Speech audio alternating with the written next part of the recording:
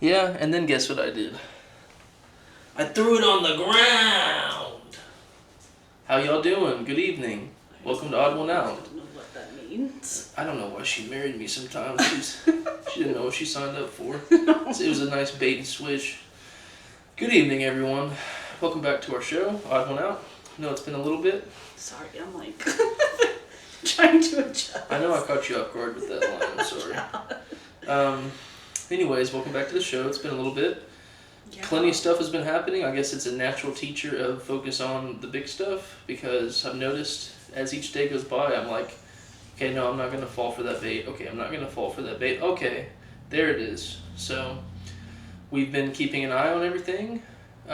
We just recently went to a town hall, and then following that town hall very shortly afterwards, and by the way, we had our favorite ones picked out, and Ashley went with Moms Rising. I went to go support, but Ashley was the one that led it and organized for Moms Rising over at the Owasso Pride Festival, and that was on Sunday.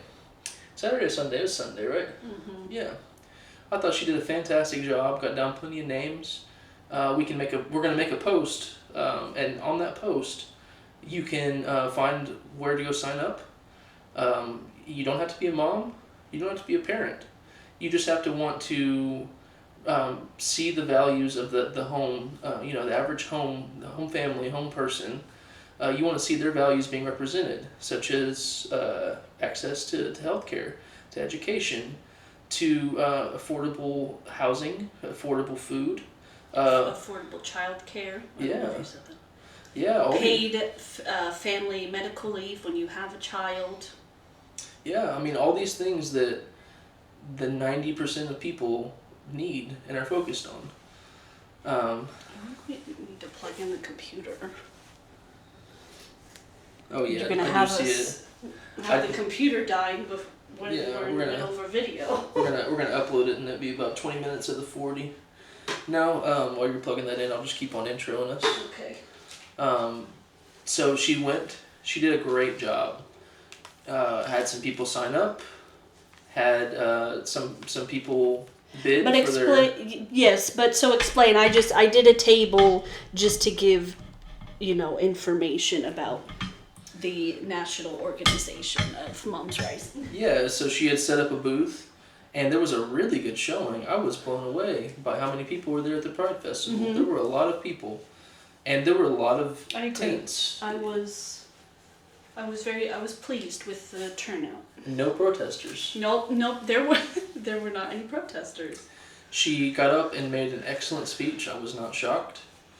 It was funny because I had went to go use the restroom, and then I walk out and I'm like, oh hey look, it's Ashley speaking. Oh wait a minute, nobody's at the tent. So I hustled back over there and held it down for a bit. She did a great job. You said that you weren't even expecting to get called up when you did, and they called you by the wrong name by accident. So I bet that was a fun little... Mm-hmm. Well, yeah, they had asked me to speak, but then I was never told when. And then I heard them announcing, and they announced my organization, but then they got my last name wrong, and Ashley Simpson. It was just it was confusing and happened fast, but it was fine, and I said what I needed to say, and the representative from the Oklahoma House of Representatives that we saw, first of all, everybody was very impressive. But his name is John Waldron, and he was there. And first of all, how awesome to have a state representative there at a Pride Festival to be there with the people and listen to their needs. And to represent all people, not just some, but all of them, even the... I just don't know if you explained that fully. So we went to the town hall. There were several state house reps and some state senators, and Representative John Waldron was one that we saw at the town hall. Yeah, that's right. Then at the Pride Festival, he showed up there as well. Yeah, and so he was there, and after he heard Ashley speak, he walked up and said, hey, give me your number, let me give you mine. If you ever need anything, if you want to help organize something, if you want to help have something set up and you need some help, just let me know. And so they got in touch and exchanged contact info, and now my wife is swimming with the big fishes. I don't know about that, but it is nice to have that connection for anything in the future, and I appreciated that he came up and is interested in helping with this work. Yeah. So really awesome all around. So it was a really satisfying event. Felt like we had a lot of outreach. I felt like there was a lot of love there, genuinely. And she got to network with, right now, our favorite representative. And if not, well, then just plain a really good representative of the people, of democratic progressive values. But also somebody who, throughout the town hall, he made it very evident he's not only looking out for the Democrats, he's looking out for everybody. He's looking out for our children. And that was the same with a lot of those people that we saw at that town hall, and it was impressive. So long intro because it deserved to be long. It was a really good time. We been a little bit since a video, but a lot of positive things have been happening, and definitely on the up and up. And the way today's video is of course, certainly on my part, it's going to be a little bit choppy. But we're going to start on state, local issues first. Ashley is going to run for office someday. Not officially, not officially. I don't know about that. But she's the one that is very plugged in and pays very close attention, as we all honestly should. So I'm going to let her present the issues, and then after she talks what she wants to talk about, I'm going to kind of spitball a little bit at some of the bigger things that I saw from Trump and the federal government recently. So without further ado, let's start with the state. Yes, so I have, these past couple weeks, for whatever reason, I have just been paying more attention to what's happening at our state level. So I'm going to touch on some things that have been going on, which I will, one of the things I touched on, it kind of, that's a good segue since you talked about the town hall that we went to. If you're in Oklahoma, you've probably heard about this, but we haven't touched on it here because we haven't made a video in a little while. But our state superintendent, basically, he changed the social studies standards after there was already a meeting for the board to approve the social studies standards. He then went, and this is actually per Representative Waldron, who we just talked about, because he was a teacher, and so he talked about the social studies standards at the town hall.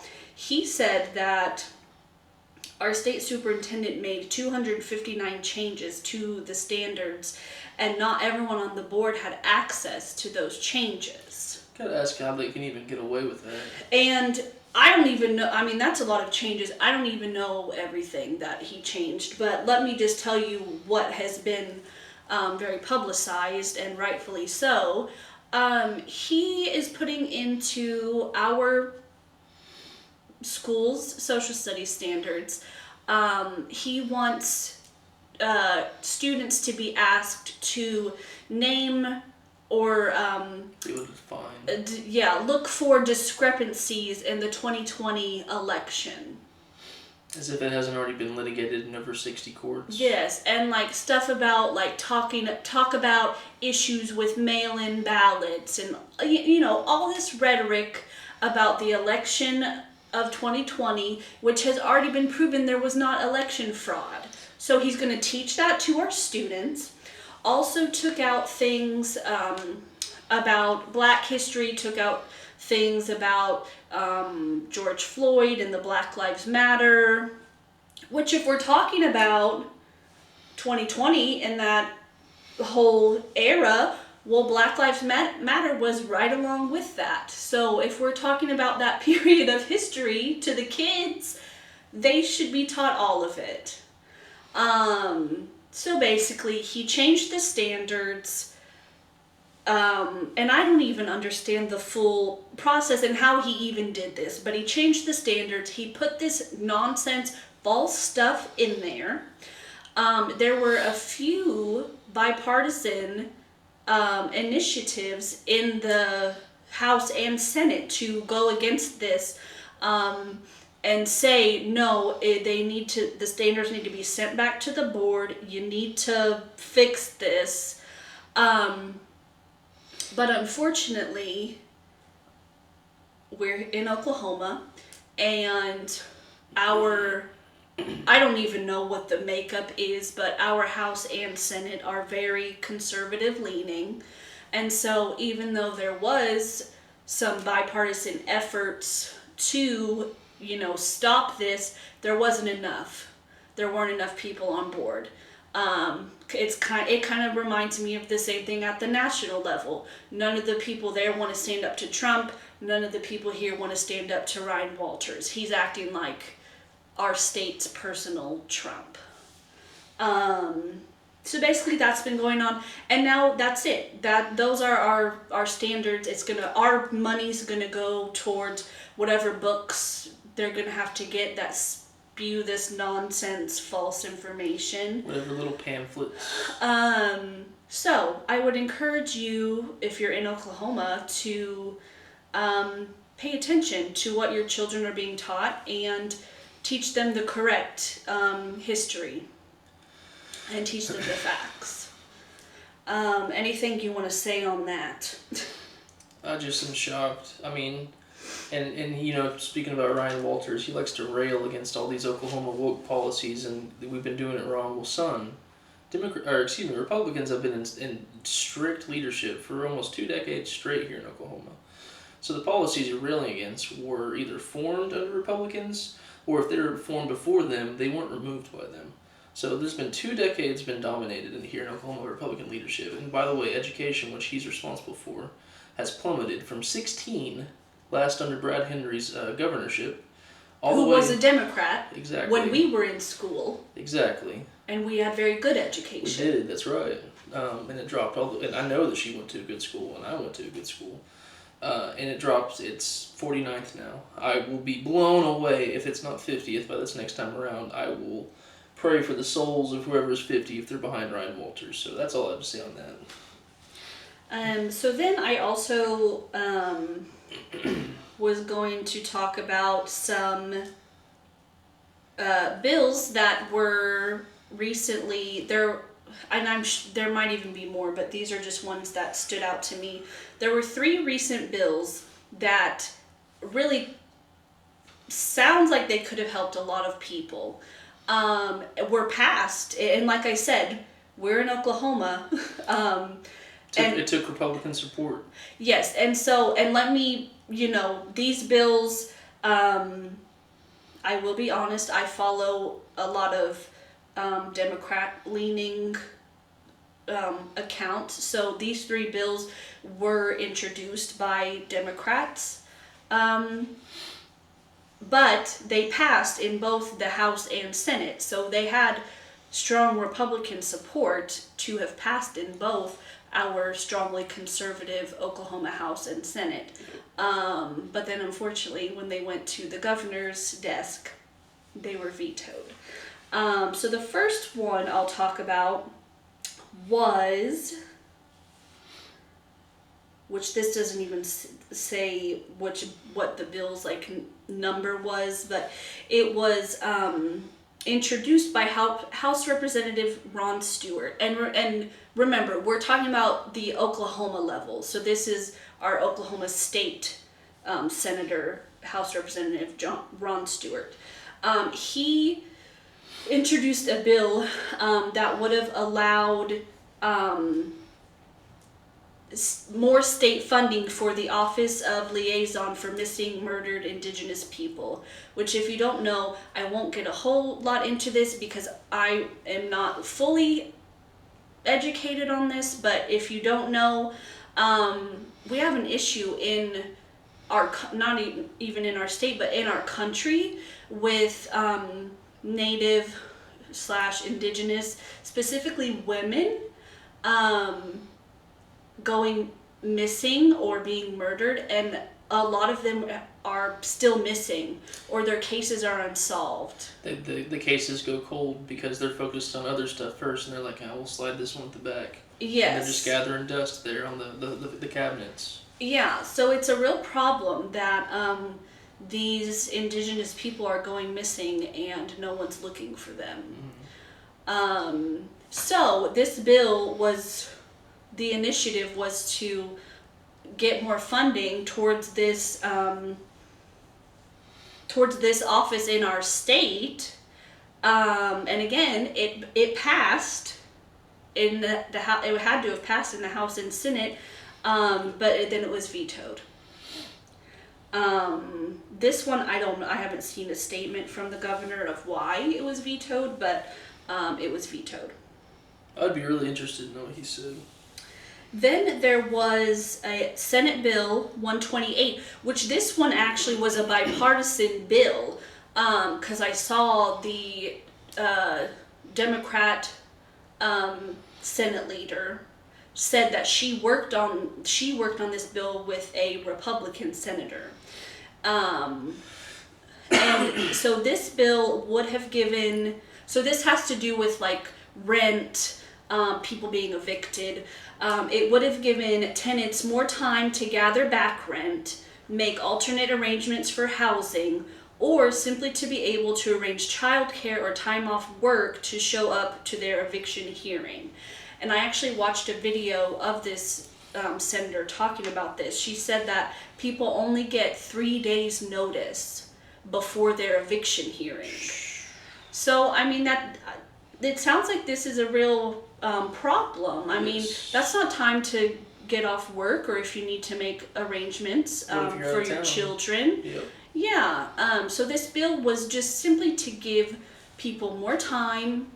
I mean,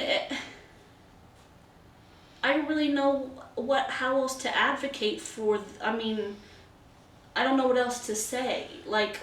And you know, hey, there's all their conservatives out there. There are obviously reasons where you're going to come up and say, hey, you know, they missed their payments. They had a contract. Okay.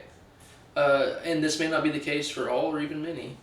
Well, actually, I can say it's for many because this is reality in America. There are a lot of people that go broke from health bills. Mm-hmm. They go into steep debt over just simply they have an issue with their health.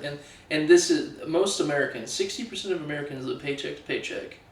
And all it takes is one moment, one like car crash, mm-hmm. broken femur, whatever it may be, terrible storm, and you're not fully insured. Termite damage, which you're not insured for, period. I'm studying insurance. I've learned that. Americans are one major thing away, sometimes even not even a major thing, yeah. That totally shakes up the whole boat. So, and that's, we could go on a tangent talking about that, but just understand that you really need to, this is why I have joined the Dems. You didn't used to be a Dem, not even that long ago. But I'm ready to fight for the people. And that's what I was going to say. I think the bottom line is we need to help people. Yep. At some point, like, you can't keep getting mad at people for needing help from the government and this and that, but like, what do you want them to do? We live in the greatest country on the planet, and whenever you're born here, it's a privilege. Yes. And so it's I mean you are obviously entitled to your right to be an American, but nobody chose to be born in the Sudan. Nobody chose to be born here. Nobody chose to be born in Peru. Well, and regardless of that, no one chooses to be born into poverty. Yep. Or and that's what I was getting at. Yeah. Yeah. Or no one chooses. Even if you weren't born into it, you don't know what has happened to someone. Empathy's a wild thing. And so, like, we have to help people get out of these situations if you want. I mean, I don't really know what else to say about that. But anyway, so that was the bill that was worked on. A Democrat and a Republican did this bill together. Again, it passed in both the Senate and the House, vetoed by our governor. Good job, Stitt. And then this last one I want to talk about, House Bill 1389. It was introduced by Representative Melissa I'm hoping I say this name right, Provenzano. Ooh, that's a cool name. She was also at the town hall we went to because she talked about her bill, which would have expanded expanded coverage for diagnostic mammograms. And again, it passed in the House and the Senate, and she talked about it at the town hall and was like, it's headed to the governor's desk, like it passed. Our governor vetoed it. Vetoed a bill that would have expanded coverage for women to get diagnostic mammograms.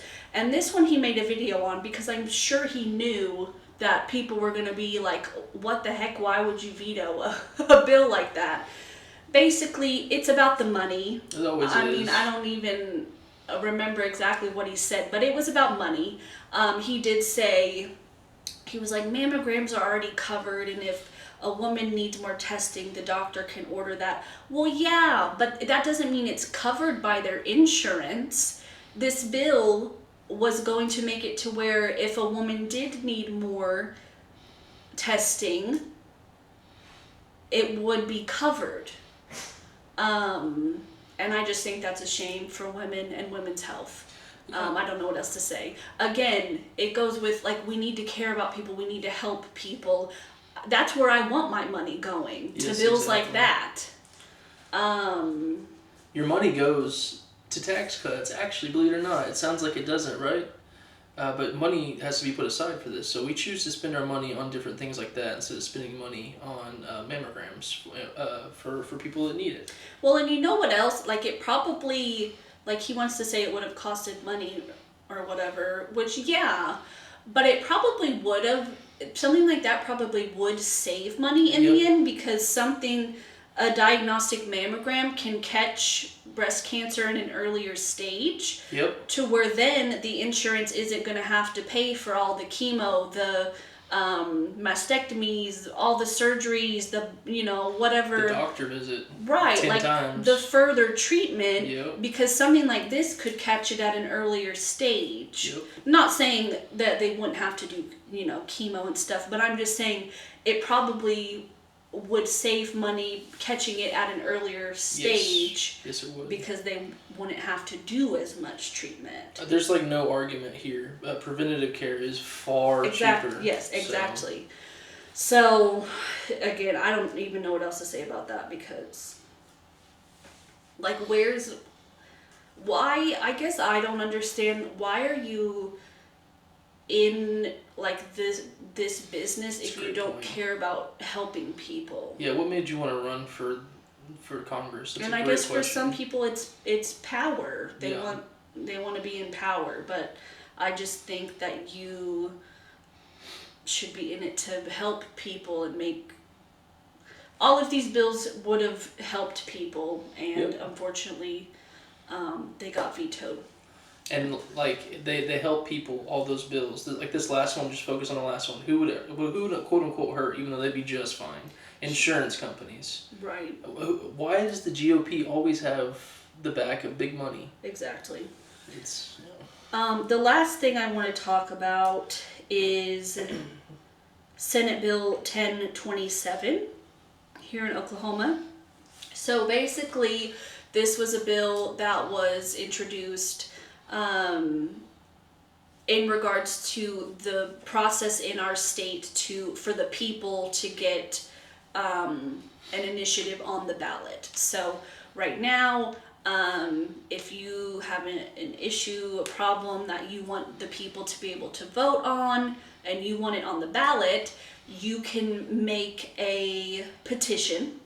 Like an example I used last year, lots of different places I saw people around with their petition on raising minimum wage in our state. So we signed one. Yeah, so things like that, that you want to see, you want the people to be able to vote on. You can make a petition right now, and this is just from my research. So my understanding is right now,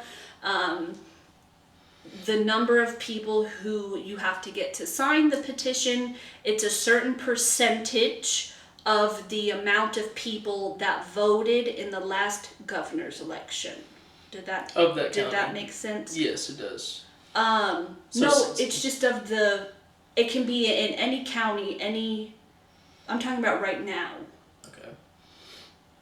Like, so it can be people from any city, county, but that's the number of people you have to get to sign your petition for it to get put on the ballot. That's the number. I was jumping ahead. That's my fault. So like, I don't have the exact number that you need right now, but it's just a percentage of the amount that voted. and then they can come from anywhere. Yeah. The only other requirement is they have to be registered voters in Oklahoma that sign your petition. And I think you have to get it within like 90 days. There's like a timeline to get the signatures. And then if you do that, you can turn it in and it can be put on the ballot for the whole state to go vote on. That's how, like, you'll see on ballots, state question, blah, blah, blah. That's how those get on there, is through this petition process. Well, now this bill, Senate Bill 1027, would change that process to where these signatures can only come from a certain percentage of each county. So basically, that's taking away some of our voices. If we want to sign the petition, but enough people in our county have already signed the petition, we don't get to contribute. You have to work harder. And then you have, and you still have the timeline too. Yep. Then you're gonna have to go find people in however many counties to fill up this same number in the same amount of time. But so the point is, with that, they're making it harder to get our issues that the people want on the ballot. Voter suppression at its finest. And what they're trying to say is that, because I guess what they're pointing out is that in some of these initiatives, a lot of the signatures come from the bigger areas, Tulsa, OKC. And so the supporters of this bill are trying to say that this gives more of a voice to the people in rural areas. Well, no, it doesn't, because this is the same restriction for them. Yep. It's not like it's just limiting the bigger counties and then you go and everyone in the rural county can sign or not sign. It's a percentage for every county. Say you're capped at 50%. Well, if you got a small town of 100 people and you got a big town of 100,000 people, both of those counties are being limited to 50% of that total amount of people. It's just plain and simple voter suppression. And to me, like, I don't think that the current way, it's not taking away from anyone's voice. You still need a lot of signatures. Yeah, and then you still have to go, the people still have to go and have the chance to vote on it. Yep. So like the way it is now, no one's voice is being taken away. If you don't want to sign it, you don't. If you do, you do, and then everyone gets to go vote. Now, this, takes that chance away for people to be able to sign. And like we said, it just makes it harder to get issues that we want on the ballot. And unfortunately, this bill has passed in the Senate and the House. It hasn't gone to, it hasn't officially, this just happened yesterday, so it hasn't been signed by the governor yet, but who's to say what he'll do? We know what he's going to do. So, there's just, I feel like, why are we, and it's, I just wanted to make this point real quick. I know I've been talking for a while. With this, and then at the federal level, we talked about the Save Voter Act, which again could take away people's voice. It's just why are we seeing all of these bills why are we making it harder for people to use their voice? Our government should want us to be able to be involved. And they should be doing things to make it easier for us to use our voice and be involved. And so, you should be questioning, why are they trying to make it harder for you? Yep, it's typical GOP antics, if you ask me. Voter suppression. So, if they're not suppressing voters, they're gerrymandering. And if they're not gerrymandering, well then they're purging legitimate voters off the ballot. So that's what's going on in Oklahoma. I know it wasn't positive news that I shared, but it's things to be aware of. Yeah. So wanted to talk about it. No, thank you for that. I really appreciate that. You always bring really good insight on the state and local issues. Lord knows that I'm focused on the federal level and the state level. You can argue that's more important to each individual person. So, on to the federal level. I'm going to do my best. This is going to be very spitbally. So, I'm going to do my best to try to explain things as well as I can. I know you'll help me. But, can we talk about Trump's brain? You know, I don't know. there were some very honest, legitimate assessments of Biden's mental deterioration, which was real. We don't like to talk about it, but it was real. It was observed by experts as well that also talked about Trump deteriorating as well. But that Biden was definitely deteriorating, okay? Now, you can try to make whatever crazy arguments you want about who was running the White House. There's a big difference between getting up there and being able to debate somebody and speak in front of a crowd versus when you sit down in a room with a whole bunch of really qualified individuals and you can sit down and focus and say, okay, these are my issues. I'm 80 years old. I've been in this since forever. These are things that work. Guys, help me. Let's figure this out. And putting a pen to paper. So very personally, I'm being open with you right now about Biden's mental deterioration. In that same breath, I think that he was in there in the White House putting in work. Whether that was limited hours, whether he took naps, I'm sure he did. I take naps. But all that being said, there were legitimate assessments, okay? The uproar from the GOP over it was very heard. It was very loud. But I still think he knew what was going on. Yes. And that's what I'm trying to make the difference. Yeah, There's a difference between getting up and being able to sharply debate somebody and sharply be able to speak in front of hundreds of thousands, tens of thousands, millions, if you're on camera, whatever. There's a difference between doing all that on the fly versus sitting down and focusing. Yes. So I truthfully don't have any worries or doubts about what he was doing within the White House. Those same people that were taking some serious shots and use that. Let's not be blurry. The same people that were making shots about that and making such a big deal about Biden. I come in peace. Come on. Why are we having this problem again? We might just have to finish out blurry. We'll see.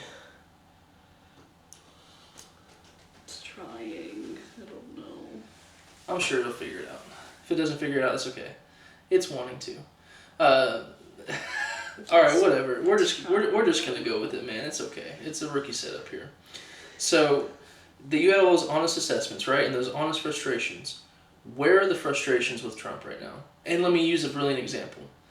There was a town hall that was held by Stephen A. Smith, Sean Hannity, I think it was Sean Hannity, or no, Bill O'Reilly, and then it was a third person. I wasn't sure who that third person was.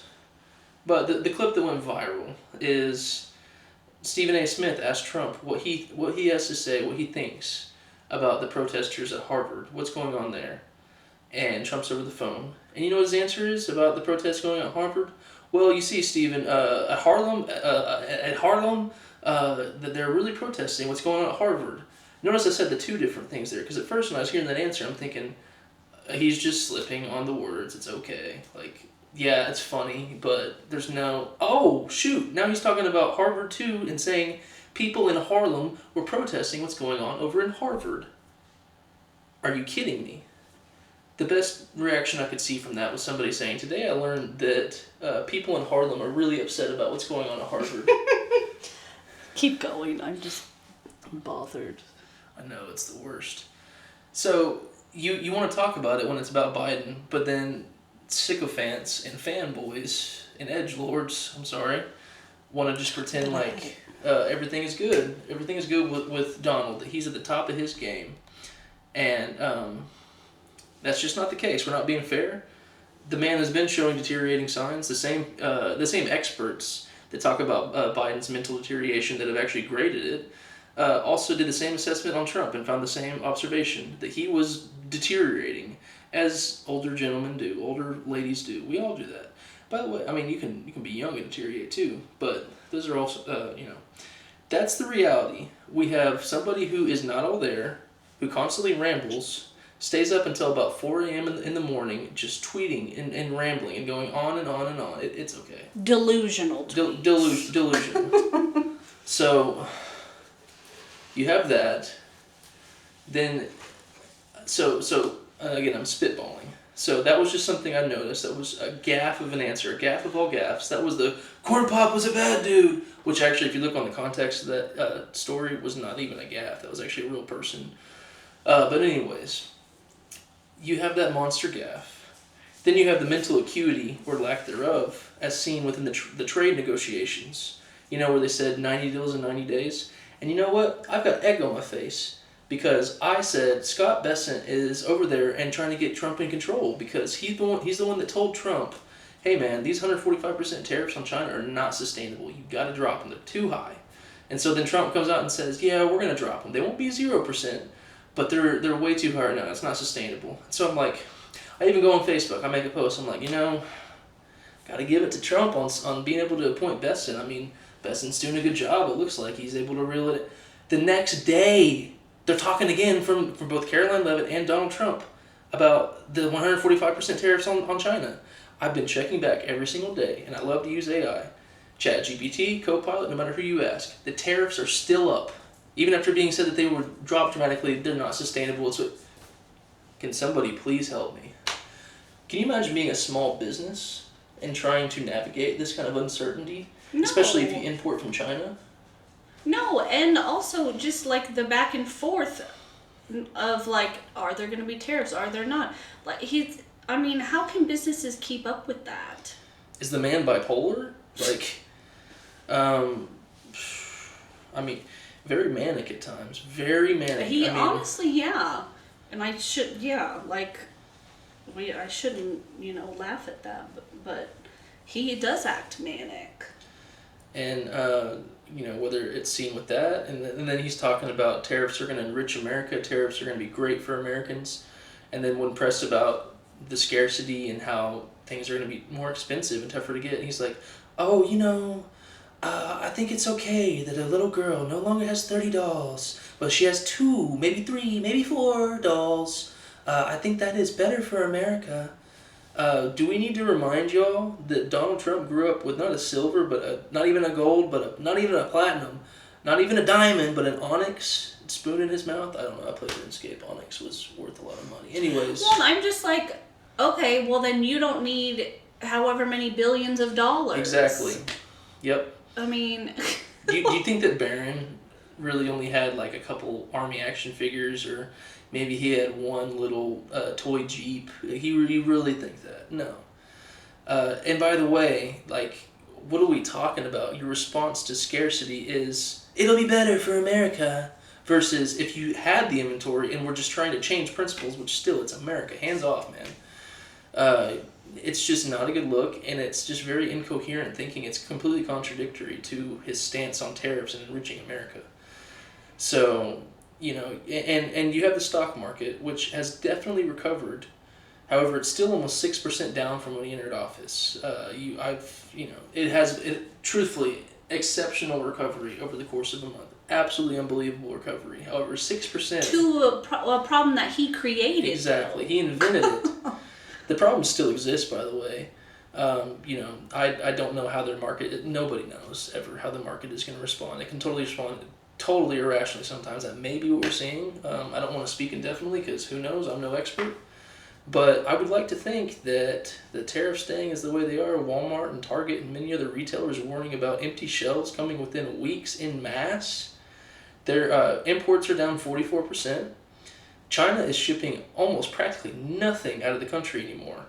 So, and I saw like our last shipment from China is here, or it's on its way, and then like I don't know what we're gonna get or do. Yeah, and I've seen some commentators really break down this is not how you approach a strategic tariff trade. I don't want to call it a war if you're trying to do it strategically, but this one's certainly a war. And that's that you say, okay, listen, China, in 180 days, 6 months from now, we're going to implement X% tariffs. My God, not 145%. What world are we living in? But anyways, we're going to give you 6 months. We got to work together and figure something out. Here's what we want from you. do you accept these terms? Do we need to give up anything in return? You know, let's negotiate. But anyways, we're going to give you 6 months. We're going to give you time to figure this out. So that way, everybody, too, that is an importer, a small business here in America, or big business, doesn't matter, can say, okay, we have a ticking time clock here. We can stay updated. They're working on it. They're negotiating. And if no deal comes out with, you know, as we're getting close to 3, 4, 5 months, then I know, hey, I gotta move my supply lines, or I gotta close shop. Some of these people are just closing shop. 96% of toy stores in America are small to medium-sized businesses. 50% of them claim that if things don't change, they're going out of business. They're going bankrupt. They're going negative. You know, people walking away in financial ruin, having to declare bankruptcy. These are Americans. Now, the large companies, they have plenty of other ways to diversify, plenty of ways to hedge risk. So they're not going to be as affected, though they certainly will be affected. But you just have this totally incoherent brain, whether it's talking about protests going on in Harlem, about Harvard. And by the way, in that speech, Stephen A., I don't know how you did it, man. Honestly, kind of shame on you for, like, I saw you as he was going, you know I did well with the black vote, Stephen. Like, okay, that's a crazy, like, and Stephen's sitting there, and his eyebrow quickly, he does, like, pop, and then he quickly brings it down, because he, you know, I get it, you want to try to be professional, put your suit on, you know, you're in politics now all of a sudden. These journalists are not pushing back on some of these asinine statements, and, you know, it's insane. So you have all that going on. Iran, and again, I'm spitballing, I apologize. But India and Pakistan are going hot war right now, launching missiles back and forth, and by all reports, it's about to be a full-on war. Those are 2 nuclear powers, by the way. They may be the weakest of the nuclear powers, but there are, like, I think 5 nuclear powers on the planet. It's like the USA, Russia, China, India, Pakistan, the UK probably has some nukes. They're not a whole bunch. France, I think, has some nukes. Not a whole bunch of nuclear powers out there, and 2 of them are about to be on full-on wage war. And yes, they've had skirmishes for hundreds of years. Pakistan and India have hated each other forever, kind of like Israel and Palestine. But anyways, this is about to happen. It's a full war unfolding, and it would have never happened when he talks about Russia and Ukraine and Israel and Palestine, and it's happening right now. And we're kind of at war too not with Yemen, but the Houthis within Yemen. It does appear, I say that, the latest intel does appear that the Houthis are finally done, that they're giving up. But it's not. We've lost 2 aircrafts, and yes, both of them were kind of just total accident. One of them was I think attempting to land on the carrier and just fell into the ocean kind of thing. But we've been secretly kind of having a little mini war with the Houthis. Did you know that? I didn't know that. The Department of Homeland Security hadn't been talking about that. The Secretary of Defense.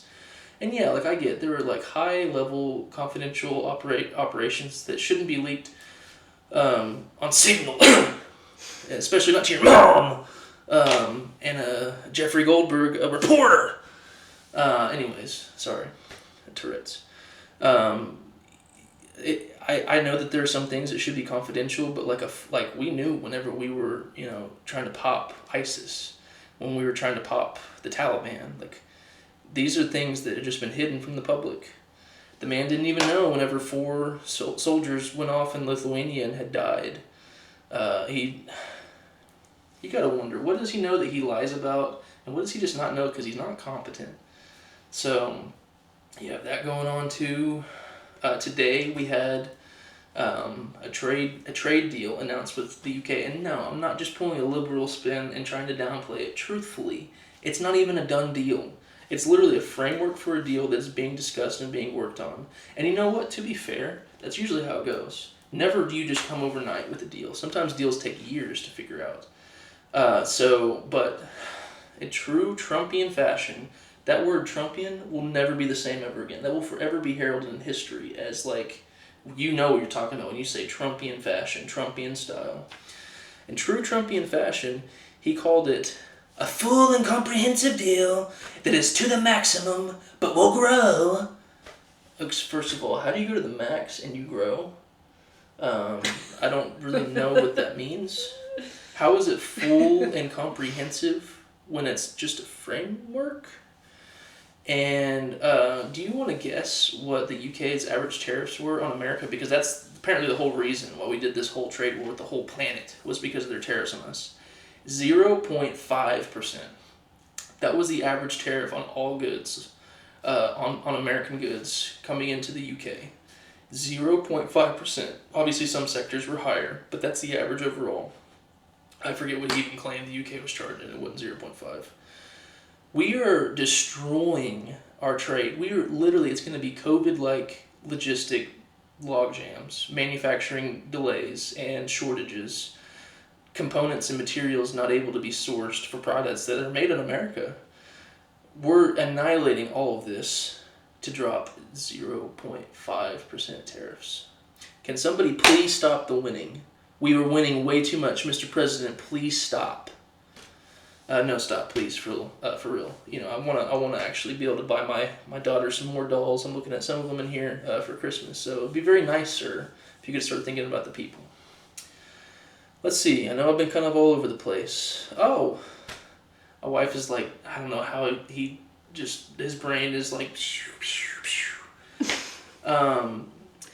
We are planning. At least we were. The latest update, it appears that we're holding it back. But we were planning on sending Asian migrants to Libya. Libya, where it's like one of the top places that the U.S. advises not to go. Because it is not safe, it is not free. You can be incarcerated there and never leave, never get a trial, you can be tortured. So it's a bad place. And these Asian migrants clearly would not be Libyans. And there would also be Mexican migrants that would be included in this as well. I don't care if they're illegal immigrants. I don't care about normal protocol, regular deportations. What I care about is this specific attempt that they were putting in the framework under the Alien Enemies Act, where they don't require any due process. And the times when we invoked it under my favorite president of all time, for example, FDR, was devastatingly cruel, was wrong, should be denounced and never forgotten. When we did it in World War II to Japanese Americans born here in America, and also Japanese migrants that weren't born here, regardless, we put them in work camps here in America, and we deported others. It was a travesty. It should never happen again. And we're doing it again. And no due process, so we're calling these people gangbanger thugs without actually proving anything. And a judge had ruled once he found it's Boasberg, the same judge that ruled originally on the El Salvador Seco deportations, I've said that in Spanish. He ruled that it would go against his order. It appears that the admin is deciding against it and deciding, okay, no, we're not going to fly them out. We're going to obey, regretfully. But it's something to keep an eye on, though, because who's to say that they're going to keep obeying? Exactly. No, exactly. They don't care about the courts. And I'm not going to be sorry for this. I'm not going to pretend like there's going to be millions that this happens to. But we are doing a second Holocaust right now. And it's for brown people with tattoos. And you either are here illegally, or you are here legally, going through asylum, going through regular immigration. It does not matter. You are in danger right now if you are brown with tattoos, and you're either not a full-blown citizen. I don't care if you're doing it right, or let God, if you're illegal. You are in serious danger. You're not just in danger of being deported just to your home country, which is thankfully still likely, but you also face the risk of going to life imprisonment in El Salvador Seco, or I don't know where they would be sent in Libya, but it's the same kind of concept. No trial, you're a gangster, you're a thug, bye-bye. And just truly insane. I forgot what my last thing on that was going to be. But, huge news. Like, this is massive. Anonymous Legion, who everybody knows the group Anonymous. They're like a hacker group. They're vigilante hackers. They say it's all in good cause. Obviously, that vigilantism is a very gray area. In fact, it's mostly just frowned upon, period. They hacked the company website of the one that handles the deportations, like the one to Seco in El Salvador. And they're going to be releasing all the names and all the record.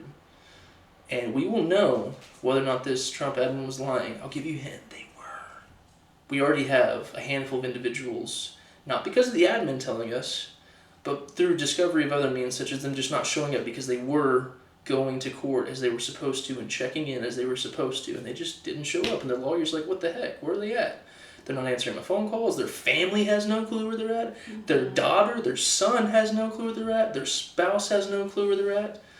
Oh, wait a minute. This is a propaganda video that the president is showing, and I that's them right there. They're running through getting their head shaved right now. That's Kilmore Abrego Garcia.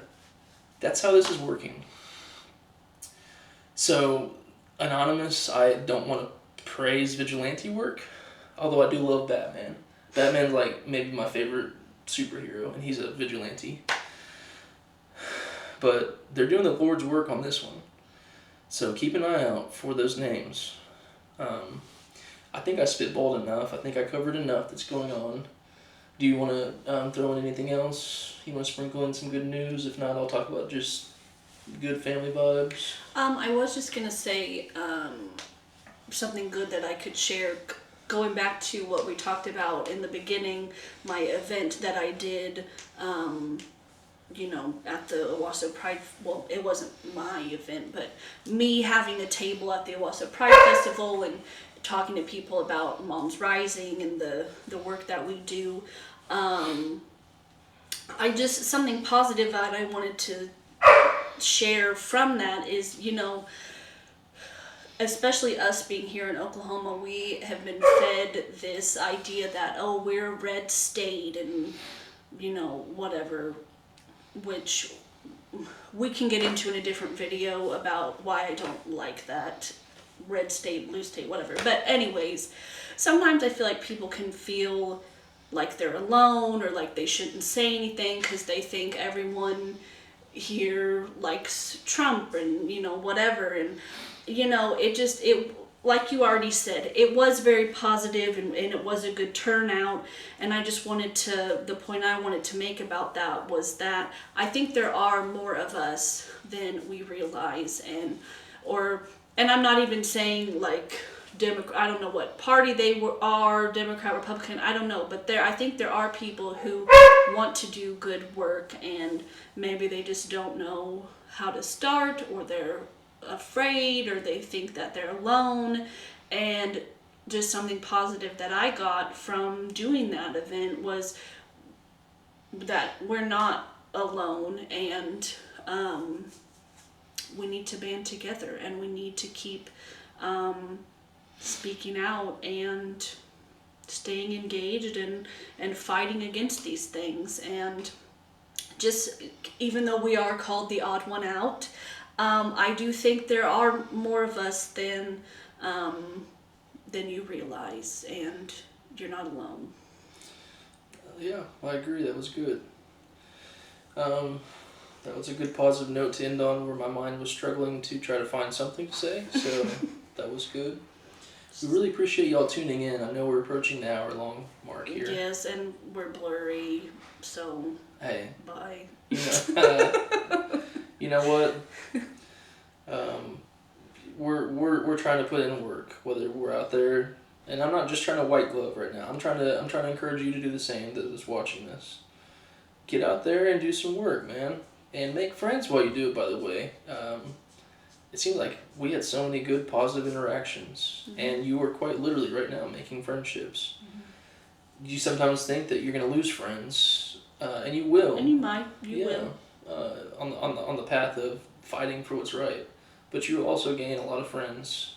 We're here. We're a blue dot in a red state, and I don't care if we're a blue pin mark, or if we're the whole freaking state that's blue. I'm still not gonna shut my mouth. Yeah, you still have to put in the work and question no matter who's in charge and keep them in check. Yep, that's right. We're a democracy, which means the people rule. So, anyways, thank you all so much for tuning in.